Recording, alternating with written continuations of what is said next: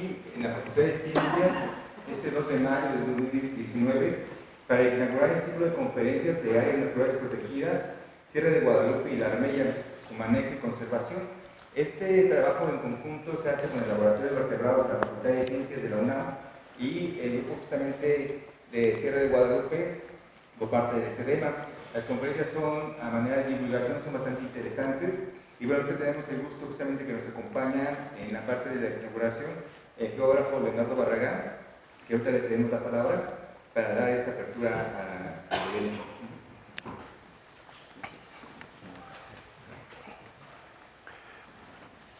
Doctor, muchísimas gracias. De entrada es para mí un honor estar en esta facultad, en la máxima casa de estudios, platicando un poco sobre las áreas naturales protegidas. ¿Qué son las áreas naturales protegidas? ¿Cuál es su importancia? Y sobre todo enfocados a dos áreas naturales protegidas poco conocidas, pero que no menos importantes. Las dos ubicadas en el norte de la Ciudad de México. ¿Qué les puedo decir? Estas áreas, de algún modo, para la gente, para el grupo de investigadores, son lugares que están poco estudiados y que cada día nosotros vamos encontrando más cosas muy interesantes, pero necesitamos apoyo para que nos ayuden con la identificación de los ecosistemas, ¿no? Le agradezco, doctor, todo el apoyo que hemos tenido por parte suya.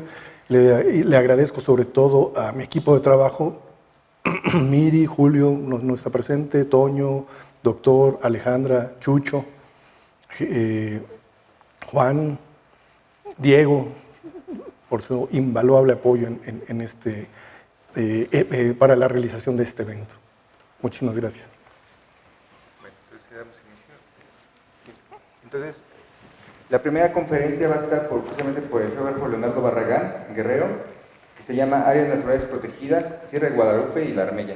Bueno, bienvenido. Muchísimas gracias. ¿De dónde surge? ¿De dónde surge la necesidad de realizar este tipo de estudios? Tenemos una base jurídica para ello. Hay un pequeño documento, un pequeño libro que nace ya de manera oficial, que es el que nos rige actualmente en el país, el que realmente no solo como profesionistas, sino como ciudadanos conocemos, la Constitución Política de los Estados Unidos Mexicanos. En su artículo 4 nos habla sobre el derecho a un ambiente sano. ¿Cuántos años pasan desde la creación de la Constitución, de la actual, que nace en el 17 y es hasta casi en el año 2000 donde se incluye este artículo, el cuarto constitucional, ¿no? De ahí, bueno, pues ya se comienzan a derivar una serie de leyes, aun cuando jurídicamente cuesta un poco de trabajo entender que primero surge la LEGEPA antes que el artículo constitucional. En 1988 surge la LEGEPA, que es la ley que rige la parte de la naturaleza. En el 2000, la Ley General de Vida Silvestre, y de ahí sus respectivos reglamentos, ¿no? Estos, bueno, vienen acompañados de normas.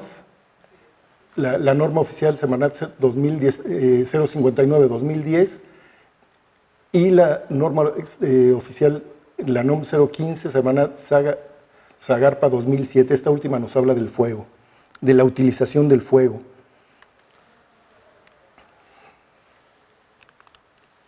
Uy, algo hice.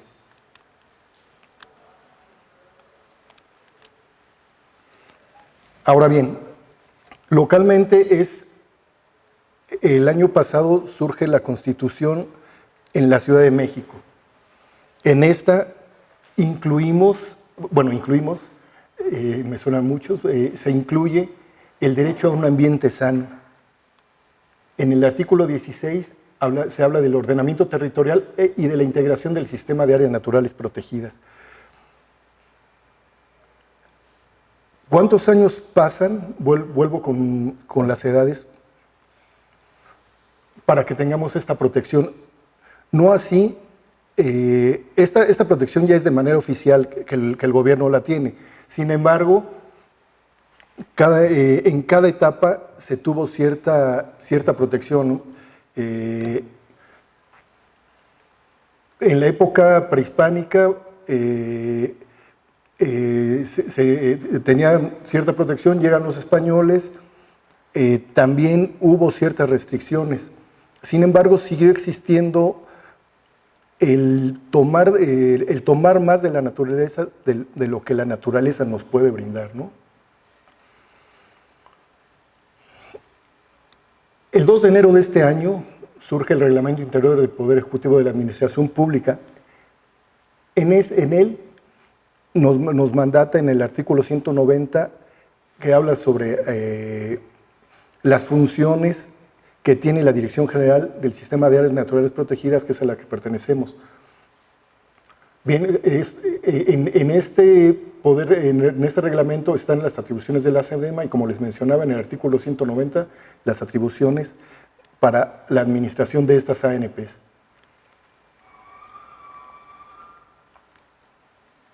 En el año 96 surge la ley ambiental de la ciudad, del entonces Distrito Federal. Se modifica en el año 2000 y sufre otra modificación que es la que lleva el nombre con el que la conocemos, Ley Ambiental de Protección a la Tierra del Distrito Federal, en el año 2014, ¿no? Pero bueno, tenemos leyes vinculantes, Ley de Protección de los Animales y la Ley de Desarrollo Urbano.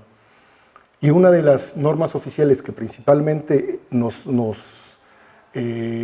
vincula es la NADF 001, Recursos Naturales 2006, ¿no? Pero bueno, hablamos mucho de áreas naturales protegidas y realmente, ¿qué es un área natural protegida, no? En el artículo 5 de la Ley de Protección a la Tierra del Distrito Federal nos dice que son los espacios físicos naturales en donde los ambientes originales no han sido significativamente alterados por actividades antropogénicas o que requieren ser preservadas y restauradas por su estructura y función para la recarga del acuífero y la preservación de la biodiversidad. Son áreas que por sus características ecogeográficas, contenido de especies, bienes y servicios ambientales y culturales que proporcionan a la población, hacen imprescindible su preservación. Al final, ¿para qué preservamos? Si no es para nosotros mismos como seres vivos, ¿no? Finalmente, en pocas palabras, es el preservar, son los espacios mejor conservados y que necesitamos preservarlos o protegerlos para nuestro mismo cuidado, ¿no? O sea, para nuestro mismo bien como seres humanos. Ahí ya se me hace un poco ilógico. Tenemos que tener algo, una ley. Es un poco incongruente que como seres humanos, y así lo veo yo, no tengamos la conciencia para proteger y que necesitemos de esto, ¿no?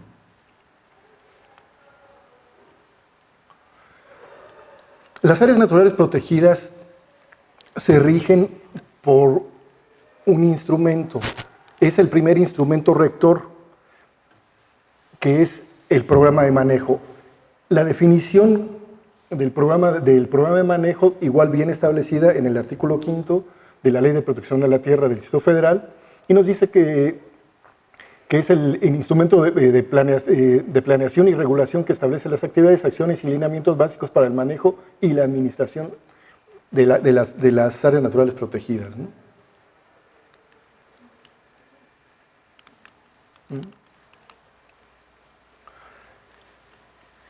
Mucha gente piensa, sobre todo fuera de la Ciudad de México, o se les hace difícil de pensar que en un espacio tan pequeño, y digo territorialmente, pues somos el espacio la entidad federativa más pequeña a nivel nacional, tenemos menos del 1% de la superficie, y que en esa pequeña superficie tengamos áreas naturales protegidas. O sea, se ríen mucho, ¿no? Porque, ay, ¿cómo ustedes tienen áreas naturales protegidas? Comparativamente, la más grande, la del desierto, el ANP terrestre más grande, la del desierto del Vizcaíno, pues abarcaría casi la mitad de la Ciudad de México, si no es que un poco más, ¿no? Sin embargo, la superficie de la Ciudad de México es de 1.485 kilómetros cuadrados y tenemos aproximadamente 9 millones de habitantes. En comparación con la superficie que tenemos a nivel nacional, que son casi 2 millones de kilómetros, con casi 120 millones de habitantes, ¿no? En esta pequeña superficie tenemos dos tipos de protección. La ya nombrada áreas naturales protegidas, de las cuales son 24, y 3 que no son áreas naturales protegidas como tal, porque estas pertenecen a las comunidades ejidos. No por ello, ese no es el motivo por el que no sean áreas naturales protegidas, sino simple y sencillamente porque los dueños de la tierra dijeron, pues nosotros queremos formar un área comunitaria de conservación ecológica, pero no queremos ser área natural protegida, ¿no? Ahorita les voy a explicar esta diferencia. Dentro de estas áreas naturales protegidas, pues vean, tenemos 8 parques nacionales que fueron creados a finales de los 30, ¿no? Con excepción del Parque Nacional Desierto de los Leones, que es del 17. Tenemos, estas categorías son regidas, la primera por la Federación y las siguientes son regidas por el hoy Gobierno de la Ciudad de México, ¿no? Y si se fijan aquí en lo que hablábamos, 3 áreas comunitarias de conservación ecológica. De estas áreas naturales protegidas, si observan aquí, existe un término que se llama reservas ecológicas comunitarias. ¿Quién las administra? Los dueños de la tierra, comunidades y ejidos, que entraron en 2006, se creó el programa de retribución por servicios ambientales, y en el 2007 el mismo programa, pero para áreas comunitarias de conservación ecológica. Estos 7, los dueños, como repito, los dueños de la tierra es social. Este programa sufre una modificación más y en 2010 se unifican porque las reglas de operación eran las mismas, tanto para la REC como para la SACSE. En 2010 se unifican y queda ya un solo programa para ambas. Sin embargo, bueno, pues las SACSE dijeron, nosotros queremos seguir siendo ACSE, nosotros no queremos seguir siendo áreas naturales protegidas. Este se firma mediante un convenio con la titular de la Secretaría y las REC, para ser consideradas, debe de aparecer el decreto en la Gaceta Oficial de la hoy Ciudad de México. Estas están publicadas. Finalmente, aunque la SEDEMA, aunque ellos tienen la administración, la Secretaría del Medio Ambiente, mediante este programa que les comentaba, el programa de retribución, los apoya de algún modo, aparte económicamente, los apoya un poco en su administración. Ahora, del resto, que son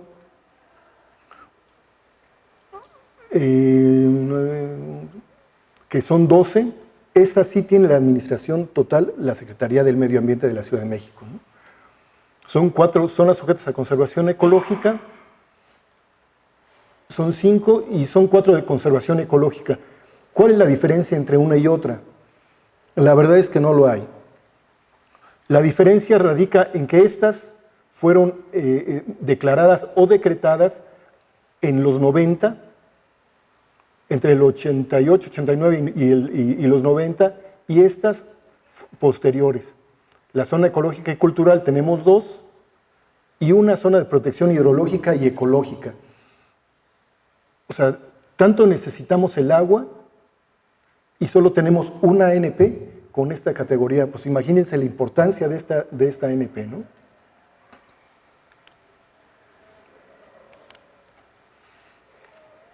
En este mapa podemos observar la ubicación de todas las áreas naturales protegidas. En la parte sur, vean la cantidad de áreas naturales protegidas, aun cuando son pequeños manchones. Cerro de la Estrella, Xochimilco, Santa Catarina, San Miguel Topilejo, Ajusco, Cumbres del Ajusco, San Barnabé, Ocotepec, Miguel Hidalgo, Desierto de los Leones. Hay uno muy pequeñito que por su tamaño no se alcanza a apreciar. El Parque Nacional Histórico de Coyoacán. Los viveros, pues sigue siendo el Parque Nacional, poca gente lo conoce. ¿Por qué no le han cambiado el nombre o la categoría? Bueno, porque legalmente no hay ningún instrumento que permita la derogación. Ese pertenece a la Federación. Más adelante vamos a observar otro mapa muy interesante, pero aquí vean toda la parte centro y las áreas que comentábamos nosotros, ¿no? Sierra de Guadalupe, la Armella y el Parque Nacional del Tepeyac. En la Ciudad de México está dividida en 2 grandes áreas, que así se les llama, que es el suelo de conservación y la zona urbana. El suelo de conservación es el 59% del territorio, eso es lo que oficialmente se tiene, con 88,000 hectáreas. Y el suelo urbano es una menor cantidad, 41% con 60,000 hectáreas. Las ANPs están consideradas dentro del suelo de conservación, no así todas están dentro del suelo de conservación. Hay 2 que se encuentran en la zona urbana, que son La Loma, que está por la colonia Alfonso XIII, más o menos. ¿Sí es Alfonso XIII? El Potrero, ¿eh? Potrero y el Bosque de Tlalpa, ¿no? Tiene la categoría de ANPs, está bien, pero bueno, esas son las únicas que no están consideradas. Sin embargo, de las 88,000 hectáreas, casi el 23% son áreas naturales protegidas. Entonces vean, cada vez, y el compromiso que tenemos es declarar un poco más de espacio como áreas naturales protegidas. En la zona norte, ya lo veremos más adelante, tenemos algunos espacios que siguen siendo suelo de conservación y que nosotros consideramos que por su importancia pueden ser consideradas parte de la ANP por ser el mismo corredor biológico. Aquí se alcanza a ver este espacio, aproximadamente 80, 90 hectáreas más o menos. O sea, no podemos interrumpir el tránsito aquí de las especies para decirle, oye, tú eres suelo de conservación, no, tú eres ANP, ¿no? No, bueno, pues vamos a considerarla toda. Y estamos trabajando en ello. ¿Cuál es la importancia, les comentaba, de las áreas naturales protegidas? Pero sobre todo, ¿quién le da esa importancia? Pues se la tenemos que dar nosotros, porque es la protección de nosotros. ¿Qué nos brindan las áreas naturales protegidas? Nos brindan servicios ecosistémicos. ¿Qué son los servicios ecosistémicos? De acuerdo a la CONABIO, son todos los beneficios que las poblaciones humanas, volvemos a lo mismo, poblaciones humanas obtienen de los ecosistemas. ¿Qué quiere decir? Pues que estamos dejando de lado esta parte y tenemos que hacer todo esto, toda esta protección para lograr esto, la protección. ¿Qué es lo que obtenemos? Los servicios ecosistémicos están divididos en 4, de provisión, de regulación, culturales y de soporte. Estos pueden ser tangibles o intangibles. ¿A qué nos referimos con ello? algo que podemos tocar es lo tangible. Esto es tangible. Lo intangible es lo que estamos respirando, ¿no? Bueno o malo, pero respiramos aire, ¿no? Entonces, dentro de los servicios ecosistémicos de los de provisión, pues están básicamente los tangibles. Obtenemos alimentos, materias primas, disponibilidad de agua, cobertura vegetal, producción agrícola, plantas medicinales. Dentro de los de regulación, recarga de acuíferos, la retención de sedimentos, la regulación del clima, intangible. O sea, hemos caminado por partes donde entramos a una zona con un poco de árboles y hay muchas imágenes ahora muy vaciadas, ¿no? O sea, todos los árboles cortados y resulta que el leñador está descansando y más que descansando está obteniendo sombra, un beneficio ambiental del único árbol que no ha cortado y que está por cortar, ¿no? Podríamos conocer también mucho del cultural. Es donde tenemos como seres humanos los lugares de recreación, ¿no? ¿A quién no le gusta ir a los dinamos? ¿A quién no le gusta ir un fin de semana para salir del estrés que tenemos día a día al desierto de los leones? El paisajístico y el ecoturismo. ¿Pero qué necesitamos ahí dentro de estos servicios? La educación y la investigación. ¿Por qué la educación? Pues porque necesitamos mantenerlos y mantenerlos bien. Y la investigación, pues necesitamos saber realmente qué hay ahí, qué hay en esas áreas, ¿no? De soporte.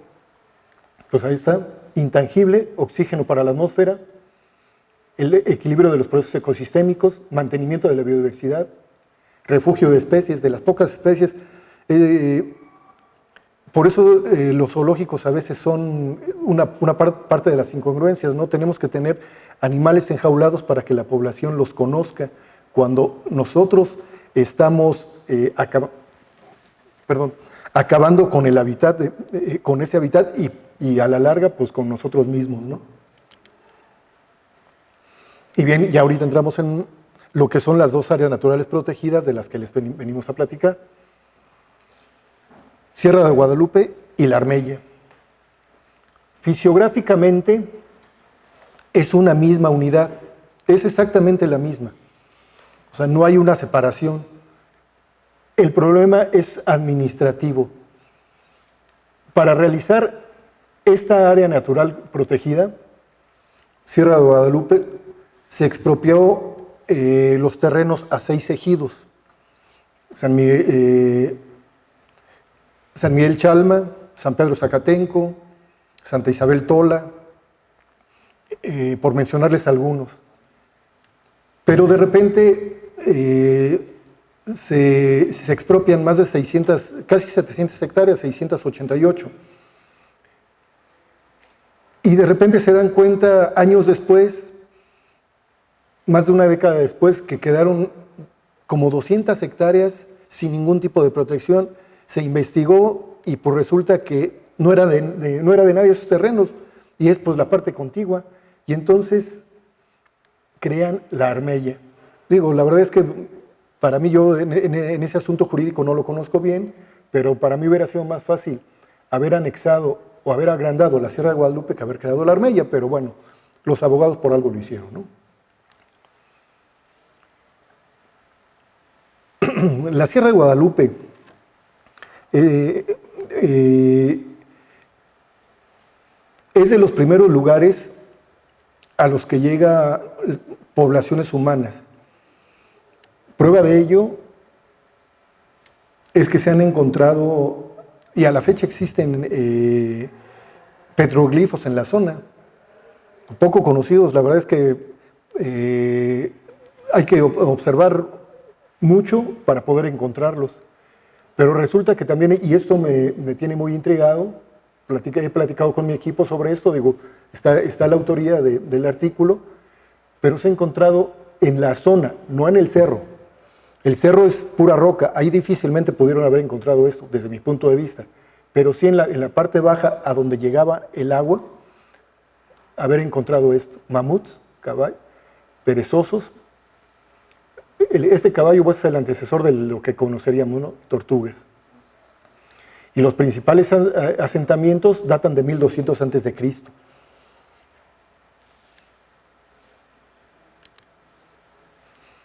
Estas son dos imágenes que, bueno, pues las autorías están en la parte baja. Nos habla de cómo era y lo que platicaba hace un momento. Todo cubierto de agua. Esta vista es aproximadamente del Cerro de la Estrella. Aquí tenemos la Sierra de Guadalupe, la calzada que conectaba primero con Tlatelolco y ya luego con Tenochtitlán.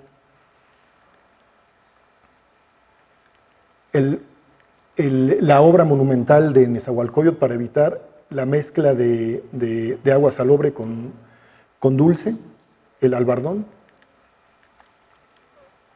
Y lo que les comentaba, o sea, Cerro Zacatenco, es el nombre de uno de los cerros que está aquí. Zacatenco, lugar de zacate, si no mal recuerdo. Aquí vemos por qué. Y lo que les platicaba, bueno, pues el agua llegaba a esta zona, ¿no? Aquí la teníamos. Ahora, obviamente yo quiero suponer que muchos han pasado por la carretera México-Pachuca. Bueno, pues la carretera México-Pachuca ven a dos de esos cerros. Para nosotros es emblemático el Cerro Zacatenco porque es donde está la oficina. Y todo el mundo voltea a ver y pues nada más hay eucaliptos y todo sin árboles, ¿no? Y de hecho siempre nos están pidiendo hacer más reforestación en la zona. ¿Qué ocuparon los grupos indígenas para construir esto? Para hacer todas estas obras monumentales. Madera. La madera de los lugares más cercanos. Digo, esas son teorías mías, ¿eh? Creo que por ahí leí alguna en alguna ocasión, pero yo estoy totalmente de acuerdo. Madera, ¿de dónde? Pues los primeros cerros que tenía, ¿no? Y después le ponen Zacatenco, porque pues, al cerro, pues porque había zacates, ¿no? Y en esta zona, al cerro de Santa Isabel Tola, también en su significado en náhuatl es cerro rocoso, palabras más, palabras menos. Pues que habla de la poca vegetación que nosotros ya la habíamos dejado, ¿vale?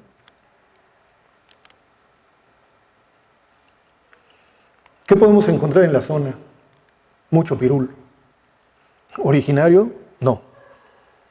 Y son una de las especies que se trajeron. El primer Antonio de Mendoza y Pacheco, el primer virrey de Nueva España, introduce el pirul. Pero más que por un gusto, si no mal recuerdo, esto tuvo que ver con una enfermedad que alguien traía en Perú lo curaron con pirul y por ello se lo trae para México, lo exporta para todas partes, ¿no? Por eso tenemos tanto pirul y bueno, pues ahora lo tenemos que cuidar demasiado ya por ley. Volvemos con otra muestra pictórica. De las pinturas de Velasco, pues los cerros ya totalmente deforestados, ¿no? Seguimos manteniendo un poco de agua.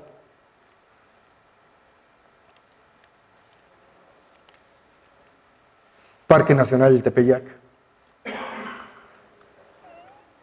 Se crea el 18 de febrero de 1937, si la memoria no me falla. Uno de los objetivos era el reforestar, el volver a mantener un poco las cuestiones climáticas en la zona. El apóstol del árbol Miguel Ángel de Quevedo, ¿qué es lo que trae? Eucalipto.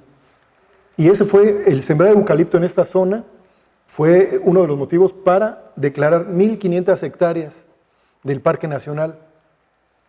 ¿Dónde están esas 1.500 hectáreas? Nadie sabe. Nadie sabe, la verdad la Comisión Nacional de Áreas Naturales Protegidas reconoce actualmente 250.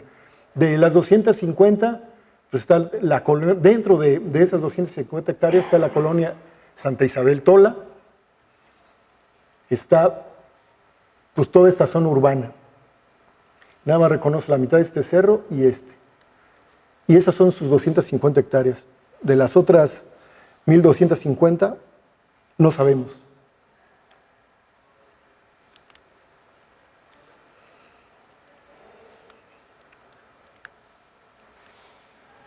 ¿Recuerdan hace un rato, más o menos, en las láminas anteriores, cuánto tiempo duró en que llegaron los primeros pobladores a la zona? 1200 aproximadamente antes de Cristo.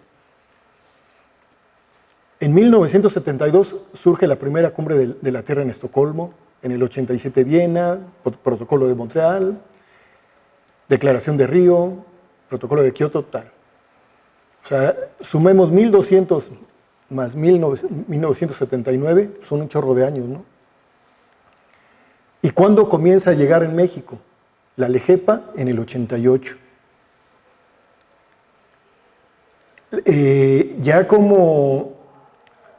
Pero además, desde los 30, desde finales de los 30 que se declaran los parques nacionales, vean cuántos años pasaron para que hasta en 1987 se declarara la primera ANP, ya para la Ciudad de México, o sea, como tal.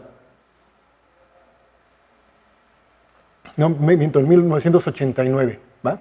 1989, desde el 37 al 89, ¿cuántos años pasaron? Después viene Sierra de Guadalupe, el 29 de mayo del 90, aparece publicado en el Diario Oficial de la Federación. Todo esto aparece en el Diario Oficial de la Federación. Ejidos de Xochimilco, 92, Bosque de las Lomas y Sierra Santa Catarina. Esta NP es muy vaciada. Bosque de las Lomas. ¿Sabían que los jardines de las lomas hay ANP? Los prados que están ahí son un área natural protegida que Carlos Salinas de Gortari lo decretó como tal. Las hectáreas no me acuerdo, pero son poquititas y son áreas naturales protegidas. Bueno, está bien. Santa Catarina, Bosque de Tlalpan. Bueno, Bosque de Tlalpan en el 97 como ANP, pero desde los 70, si no mal recuerdo, estaba como parque urbano, me parece. Y 2006, La Armella.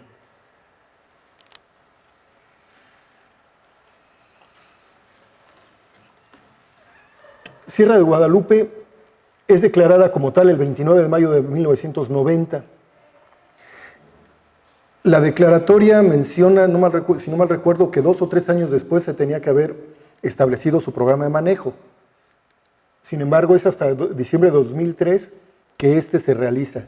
Y la LEGEPA, que es la ley vinculante, aunque nosotros tenemos de manera original el programa de manejo y después la ley ambiental, si estas no cubren las necesidades jurídicas, nos tenemos que ir a las leyes vinculantes, sean locales o federales. Y entonces, la LEGEPA nos dice que cada 3 años, si no mal recuerdo, deben de estarse actualizando todos los programas de manejo de las áreas naturales protegidas.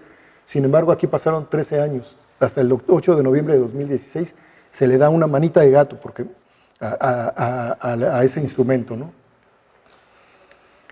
En el caso de La Armella,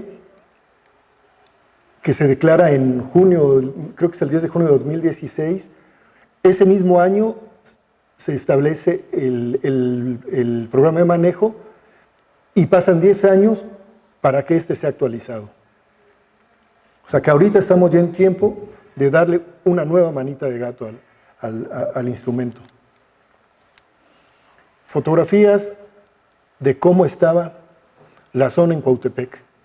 Más o menos son las mismas tomas. 1942. La gente de la zona decía que no había árboles, pero pues yo aquí la verdad, acá arriba puedo entender. Y acá arriba sigue sin haber árboles. Pero ahora vean la cantidad de casas que hay en toda la zona, ¿no? 76 años de diferencia entre uno y otro. Estas son las poligonales de la Sierra de Guadalupe. De la ANP Sierra de Guadalupe, lo que está en amarillo, y de La Armella. Aquí que vemos algo raro, ¿no? O sea, como que en la oficina los muchachos y su servidor identificamos como dedos, ¿no? Bueno, pues esto tiene que ver con que estos eran los terrenos del ejido de San Pedro Zacatenco, de Santa Isabel Tola,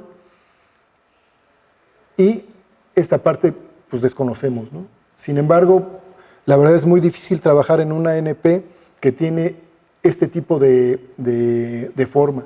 Entonces, la verdad es que nosotros trabajamos en toda, es la única en la que trabajamos en todo el área, ¿no? Pero, dato curioso, una ANP local sobre una ANP federal, eso jurídicamente no sé qué sea, eso no es correcto. O sea, no puedes decretar una cosa sobre otra. O sea, aquí nada más fue decretar lo local, expropiarle a ellos, pero ellos no sabían, y a la fecha no saben que están en una ANP federal. Por eso el tratar de hacer este tipo de pláticas, o sea, para dar a conocer este tipo de cuestiones. Y jurídicamente esto nos conlleva a tener muchas dificultades. Y lo que les comentaba, ¿no? Fisiográficamente somos lo mismo, vean. Entonces, estas son las partes sobre las que queremos trabajar. Estamos con el equipo de trabajo en ello para tratar de integrarlas como área natural protegida, aunque tienen protección. O sea, la protección es que es suelo de conservación con categoría de forestal de conservación, de las más restrictivas también. ¿Qué tenemos en el ANP? Les voy a pasar una serie de fotografías en donde tenemos esto. Es un laguito artificial, por si así lo queremos llamar. Es una acumulación de agua. Se hicieron unas obras, en la parte alta se cayeron ciertos materiales, y por esta zona más o menos comenta la gente original que había, que vivía en Cuautepec, que había un ojo de agua. Pero esto consideramos que son escorrentías que se van acumulando nada más, porque ya no tienen salida. El programa de manejo dice que en la zona hay 285 especies vegetales registradas. Aunque se hizo un trabajo en los 90s, la verdad es que ese trabajo es necesario volver a replantearnos lo que él mismo dice. Consideramos que mucho fue bibliográfico y otro fue por encuestas, eso sí, lo dice el instrumento. Diversidad. Vean la gran diversidad, y de esto poco conocemos. Fauna, 154 especies de vertebrados, hay anfibios, reptiles, aves y mamíferos. Y la parte importante de la zona, tenemos especies dentro del ANOM, 3 vegetales, 2 reptiles, 9 reptiles, 2 anfibios y 6 de aves, en total 20. Esta es una de ellas, Baris imbricata.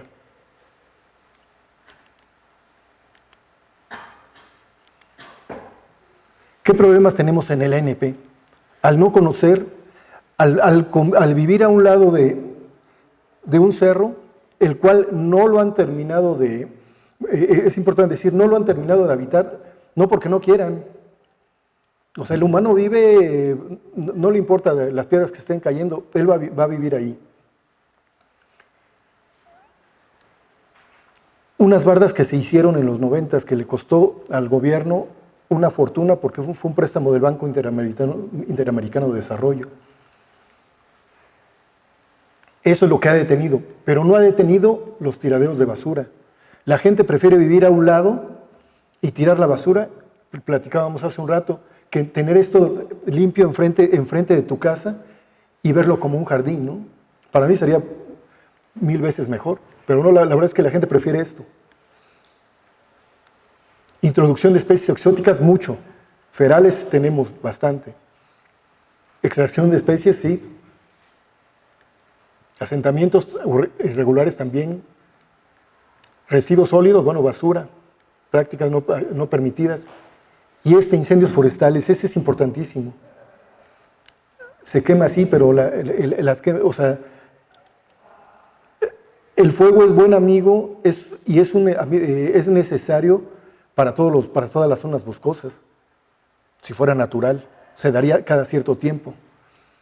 Del 100% de incendios que tenemos en la zona, el 200% son provocados, ¿no? O sea, la verdad es que todo es provocado. Hay nada que la reflexión de un vidrio, que se le cayó la colita, algo, no sé, no, nada. Ahí la gente sale y disfrutando, mira qué bonito se está quemando, ay, qué padre se les quema. Y pues ahí tienen a los pobres compañeros corriendo para pagarlo, ¿no? Además, la captura, lo que logró esto de captura de carbono, pues más tardó en capturarlo que en liberarlo. Pero bueno, incendio de marzo, Ferales, el laguito este, uno de los problemas que tenemos, muérdago. No crean que es como en las películas en Estados Unidos, los bomberos forestales, ¿no? Acá todo su equipo, todo tendiendo mangueras y todo. No, nosotros trabajamos de esta manera. Un ataque directo, vean. Pobre compañero ahí y el otro apoyando. Esto es parte de lo que hacemos para cuidarla. ¿Qué más necesitamos hacer? Saber qué es lo que tenemos, valorar qué es lo que tenemos y como científicos terminar de conocerlo, ¿no? Si hacemos, más que monitoreo, hacemos recorridos, o sea, hacemos recorridos. Y es donde estamos encontrando varias cosas que ojalá en la última plática podamos ampliar el conocimiento al respecto. Educación ambiental sí tratamos de hacer en la medida de lo posible, realizar este tipo de actividades, ¿no? La mayor importancia, todas las áreas naturales protegidas son importantes por algo. Los encinos, por ejemplo, es importantísima, que es el pedregal que se encuentra atrás de TV Azteca, y no le estoy haciendo ningún anuncio a la televisora. Todo ese pedregal es el ANP, los encinos. Nadie entra ahí, ¿no? Está todo cercado por la unidad de Pemex, al sur por propiedad privada y al este, no sé, igual propiedad privada. Pero es una de las zonas de mayor recarga del acuífero. Pero en la zona norte, estas dos áreas naturales protegidas son las únicas que existen. O sea, si pensemos en que los vientos, ¿dónde tenemos el mayor contaminante? Aparte de ser una cuenca y que nosotros con los vehículos lo que generamos, pues los vientos predominantes vienen del norte. Son retenidos por la serranía al sur. Y lo único que puede detener un poco toda esa polución son estos cerros.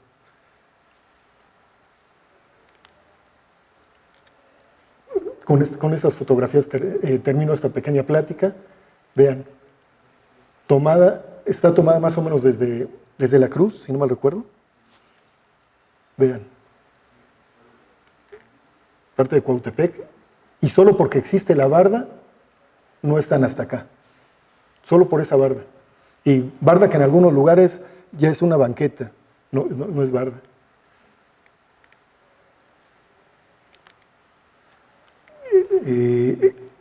Con esta última imagen me despido, termino esta pequeña plática con ustedes. Este es el contacto de la oficina. Si alguien quiere platicar al respecto, con todo el gusto del mundo, estamos para servirles. Y bueno, pues agradecerles su asistencia.